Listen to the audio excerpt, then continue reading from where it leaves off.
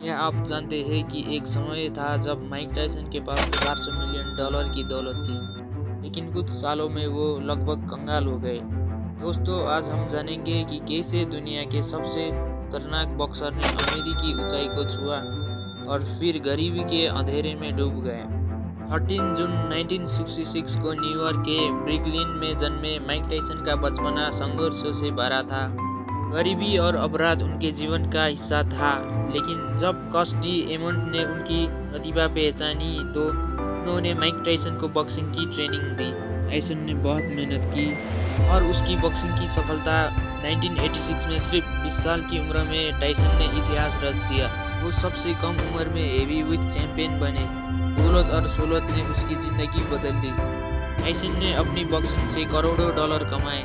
उसने $400 मिलियन से भी ज़्यादा की कमाई की। उसके पास लग्जरी गाड़ियाँ, महंगे बंगले आने लगे। टायसन अपनी अमीरी का दिखावा करने से नहीं कतराते थे।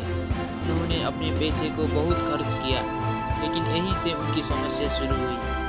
कहते हैं अमीरी के साथ जिम्मेदारी भी आती है, लेकिन टायसन के लिए ये जिम्मेदारी भारी पड़ने लगी। टायसन को 1992 में रेप के आरोप में जेल की सजा हुई और 1997 में होलीफील्ड के कान काट दिए। उनकी बुरी आदतों के कारण उसकी पैसे का पूरी बर्बादी हो रही थी।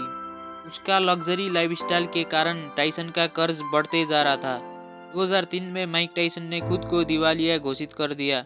वो लगभग $23 मिलियन के कर्ज में डूब चुके थे। दुनिया के सबसे अमीर बॉक्सर का समय ऐसे भी आया जब उनके पास अपनी ज़रूरत पूरी करने के लिए भी पैसे नहीं थे। कोर्ट के केस और टैक्स के कारण टायसन बहुत परेशान था।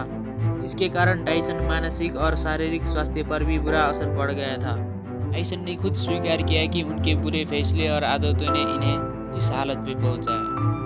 लेकिन कहते हैं ना, जिंदगी में गिरने के बाद उठना ही असली जीत होता है। टायसन ने अपनी गलतियों से सीखा और खुद को दोबारा खड़ा किया।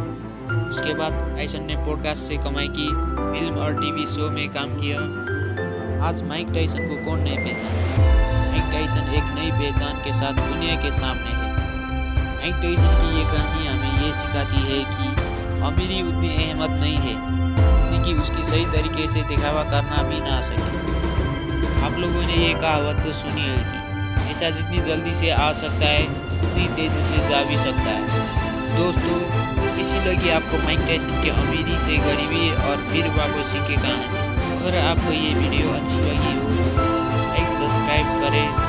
अगली बार फिर मिलेंगे एक और दिलचस्प कहानी के साथ।